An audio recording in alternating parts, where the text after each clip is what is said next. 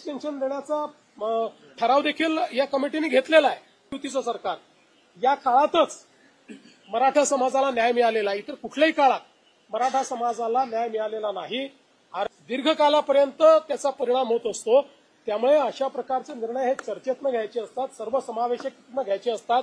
मध्ये ज्या काही त्यांच्या मागण्या आहेत त्या मागण्यांच्या संदर्भातही जो काही मार्ग काढता येईल तो काढण्याचा सरकारचा प्रयत्न आहे. आपल्याला माहिती आहे की कार्याचीच आहे, कारण आम्ही पहिल्या दिवशीपासून सांगितलं की लोकशाही पद्धतीनं एखादं आंदोलन जर चालत असेल तर त्या आंदोलनाला कुठलीच मनाई करण्याचं कारण नाहीये. लोकशाहीमध्ये चर्चेतनं प्रश्न सोडवायचे असतात, आंदोलन त्याचा एक मार्ग असतो.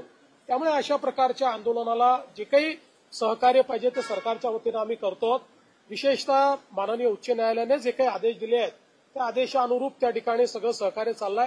हे खरं आहे की काही तुरळक प्रमाणात आंदोलकांनी काही ठिकाणी रास्ता रोको केला, थोडं ट्रॅफिक डिस्ट्रप्शन केलं, पण पोलिसांनी त्यांच्याशी चर्चा केल्यानंतर त्याही ठिकाणी आंदोलकांनी सहकार्य केलेलं आहे आणि त्या जागा मोकळ्या केलेल्या आहेत. पण अर्थात इतक्या मोठ्या प्रमाणात लोक आल्यानंतर काही ना काही ट्रॅफिकचं डिस्ट्रप्शन हे होत असतं. ते डिस्ट्रप्शन झालेलं आपल्याला पाहायला मिळतंय. अर्थात या सगळ्या गोष्टींमध्ये एकाच गोष्टीची खबरदारी निश्चितपणे घ्यावी लागेल की काही लोकच जरा वेगळ्या पद्धतीनं वागतात आणि त्यांनी मग संपूर्ण आंदोलनाला गालबोट लागतं. तर अशा प्रकारे कोणी वागू नये याच्याकडे लक्ष द्यावं लागेल. आणि मला असं वाटतं की श्री मनोज जरांगे पाटील यांनीही तशाच प्रकारचं आव्हान केलेलं आहे की कोणीही अलोकतांत्रिक पद्धतीनं किंवा आडमुठेपणानं या ठिकाणी वागू नये. शेवटी मी देखील सगळ्या आंदोलकांना हेच आवाहन करणार आहे, कारण आज त्या ठिकाणी जे काही चाललेलं आहे ते माननीय उच्च न्यायालयाने दिलेल्या निर्देशानुसार प्रशासनाला काम करावं लागणार आहे.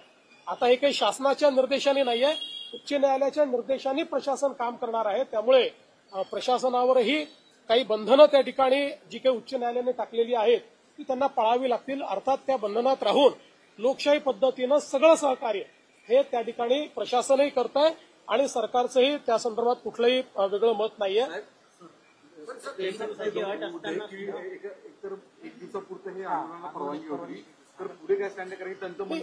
मला असं वाटतं की त्यांनी पुन्हा परवानगी मागितलेली आहे आणि कायद्याच्या चौकटीत राहून जी काही उच्च न्यायालयाने निर्देश दिले त्याच्या चौकटीत राहून पोलीस त्याचा सकारात्मक विचार करतील. जो काही कारण शेवटी आता हा निर्णय प्रशासन आणि आंदोलनकर्ते यांच्यातला निर्णय आहे.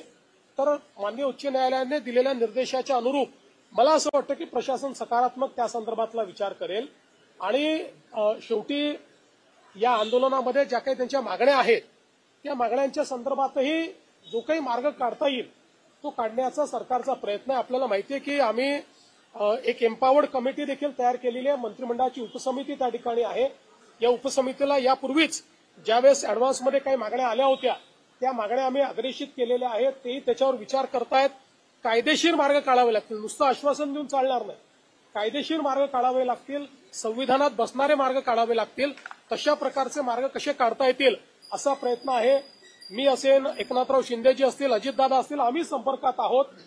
आम्ही समितीला सांगितलेलं आहे की त्यांनी त्या संदर्भात चर्चा करून आमच्याशी चर्चा करावी, जेणेकरून यातनं एक काहीतरी आपल्याला जो काही मार्ग काढता येईल तो मार्ग काढण्याचा प्रयत्न करू. शेवटी एकच आमचा प्रयत्न आहे की कुठल्याही परिस्थितीत दोन समाज एकमेकापुढे येऊन उभे राहिलेले आहेत अशा प्रकारची परिस्थिती महाराष्ट्रात उभी राहू नये. आणि म्हणून ओबीसी समाजालाही आपल्याला सांभाळावं लागेल, मराठा समाजालाही न्याय द्यावा लागेल.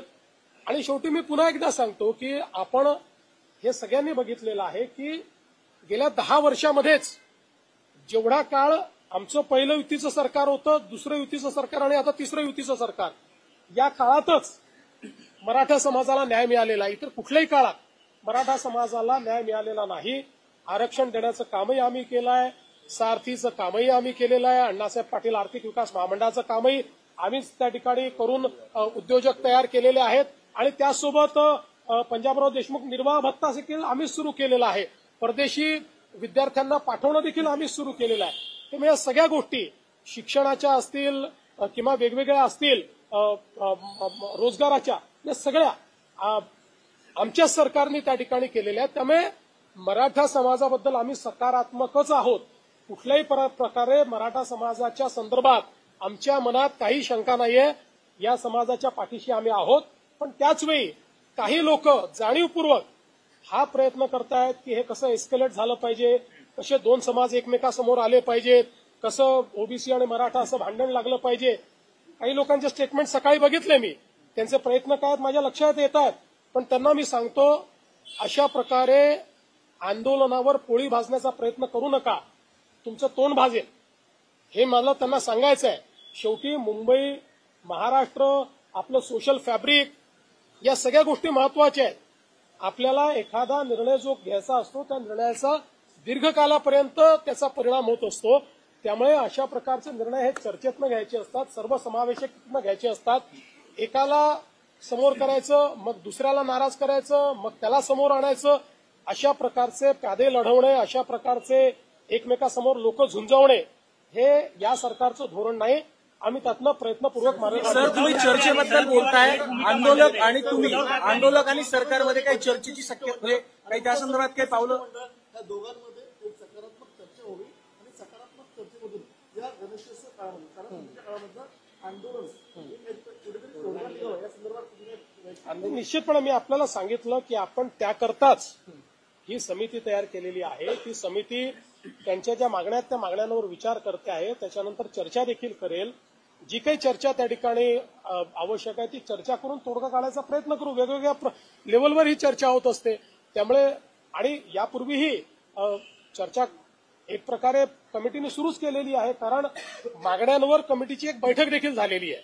आणि मग त्यातनं कमिटीने वेगवेगळे म्हणजे त्या मागण्यांच्या संदर्भात कायदेशीर पोझिशन काय आहे.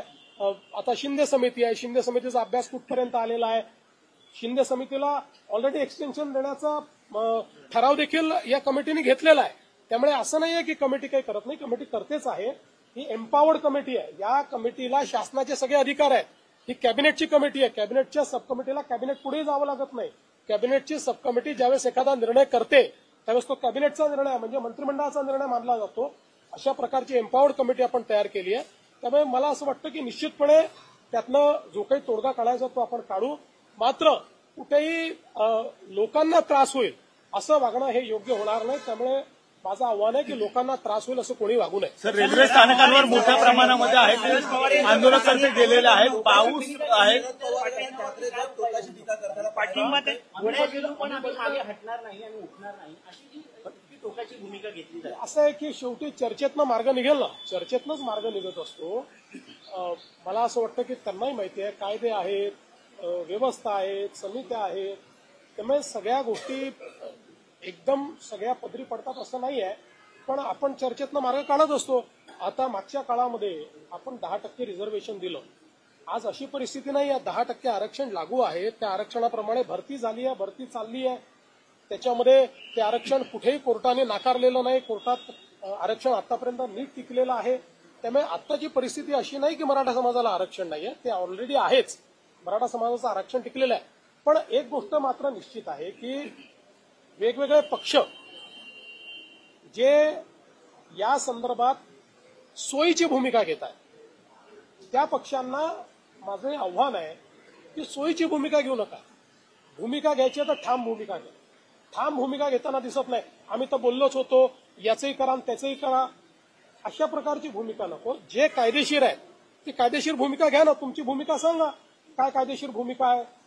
या संदर्भात ते भूमिका याकरता सांगणार नाहीत, कारण त्यांना समाजामध्ये भांडण होताना कुठेतरी त्यातनं राजकीय फायद्याचा वास येतो. आम्हाला राजकीय फायदा करून घ्यायचा नाही. आम्हाला सगळे समाज सांभाळायचे आहेत. आमचं सरकार इतक्या मोठ्या संख्येनं या ठिकाणी निवडून आलं कारण आम्ही सगळ्या समाजाला सांभाळलेलं आहे. सगळ्या समाजाने आम्हाला मतदान केलेलं आहे. त्याच्यामुळे आम्हाला सगळ्यांना सांभाळावं लागेल. सगळ्यांना सांभाळून सगळ्यांचे ॲस्पिरेशन्स जे आहेत ते ॲस्पिरेशन्स कसे पूर्ण करता येतील हे आम्हाला प्रयत्न करायचा आहे. सर, रेल्वे स्टेशन सर एकीकडे मागणी जरी जरांगे पाटील करत असले, काँग्रेस असेल किंवा ठाकरे गट असेल किंवा शरद पवार गट असेल, ते मात्र यावरती ठाम भूमिका घेत नाही. सरकारने निर्णय घ्यावा असं उत्तर द्यावे. म्हणूनच मी मागतो, कारण या सगळ्या लोकांनी मागच्या काळामध्ये याच्या संदर्भात एक सर्वपक्षीय बैठकीत ठराव करून सह्या केलेल्या आपल्याला सगळ्यांना माहिती आहे. त्यांनी सह्या केलेल्या आहेत. त्यांचं पत्र आहे, पब्लिक डोमेनमध्ये पत्र आहे. त्यामुळे त्यांची भूमिका काय आहे ही त्या पत्रातनं बाहेर आलेली आहे. म्हणून मी म्हटलं की आता सोयीची भूमिका घेणं आणि लोकांची दिशाभूल करणं हे बंद केलं पाहिजे. या ठिकाणी आपल्याला महाराष्ट्राचं सोशल फॅब्रिक हे कसं नीट ठेवता येईल, आपली सामाजिक वीण ही कशी नीट ठेवता येईल, हा प्रयत्न आपल्याला करावा लागेल. सर, आंदोलनकर्ते आहेत ते स्थानकांमध्ये पाहायला मिळतात, कारण की पाऊस देखील आहे तो सुरू झालेला आहे मुंबईमध्ये, त्यामुळे रेल्वे स्थानकांवर सध्या मोठ्या प्रमाणामध्ये हे आंदोलनकर्ते. नाही, पण मला असं वाटतं की काही ठिकाणी आंदोलकांनी रास्ता रोको वगैरे केला, पण पोलिसांनी बोलल्यानंतर रस्ता त्यांनी रिकामाही केला. सर, आज पीएम मोदी ने जापान जाके महाराष्ट्र के इन्वेस्टमेंट की तारीफ की है. All credit goes to you. आज कितने एमओयू साइन हुए और क्या इन्वेस्टमेंट?